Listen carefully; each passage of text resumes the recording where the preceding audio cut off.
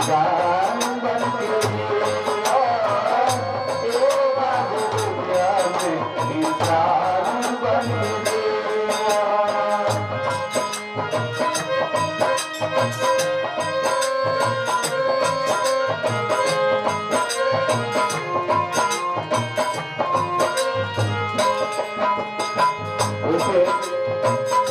जाते थे जिंदगी भर मेहरबानी करनी, नहीं तो बाद में पछताएंगे पड़ी। बाबा अपने शिव गुरु के भोलेनाथ के साथ में यदि भक्त बटे तो वो निराश नीचे इस शरीर का बचपन बीत जाए,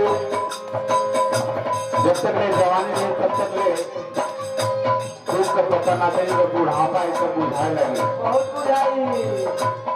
ऐसे गुरु का भजन भाव करी, अच्छा से अच्छा संस्कार रखी, अच्छा से व्यवहार रखी, अच्छा तरह से प्रेम बना के रखी।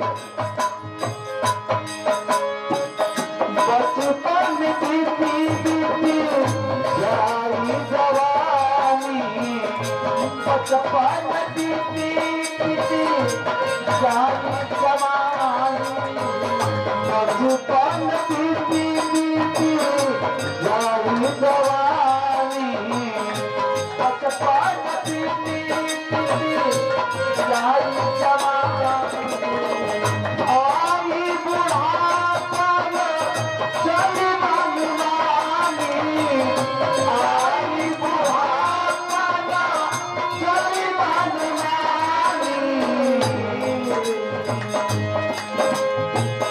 संत कबीर रसधार बन के जिया, संत कबीर रसधार बन के जिया, ए बाबू दुनिया में इंसान बन के जिया, ए बाबू दुनिया में इंसान बन के जिया। सारा दिन के जिंदगी का मेहमान बन के जिया, सारा दिन के जिंदगी का मेहमान बन के जिया, ए बाबू दुनिया में इंसान बन के जिया, ए बाबू दुनिया में इंसान बन के जिया। और क्या हमारे गरीब सभी साथी एक बारी में लिखे हैं, कैसे ऐसी वाणी बोलिए मन काया पाछो, औरों को शीतल करे आप शीतल हो। ऐसी वाणी बोलिए मन काया पाछो, औरों को शीतल करे आप शीतल हो। आए वे तो जाएंगे राजा रंगपति, एक सिंहासन चढ़ी चला एक बड़े गंगे। आए हैं तो जाएंगे राजा रंगपति, एक सिंहासन चढ़ी चले एक बड़े गंगे। यानी राजा हो या भिखारी कोई भी हो, अगर इस संसार में आ गया तो एक दिन उसको जाना है, और मृत्यु ही सत्य है। बाबा सत्य है, मृत्यु ही सत्य है, इसलिए अच्छा तरफ के लिए अच्छा से रहिए।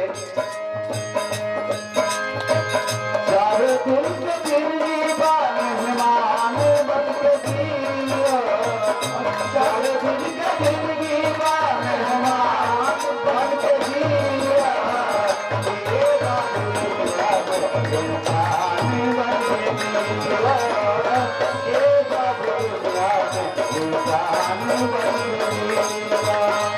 चारों दिन के जिंदगी का मेहमान बन के जिया, चारों दिन के जिंदगी का मेहमान बन के जिया, ए बाबू दुनिया में इंसान बन के जिया, ए बाबू दुनिया में इंसान बन के जिया, ए बाबू दुनिया में इंसान बन के जिया, ए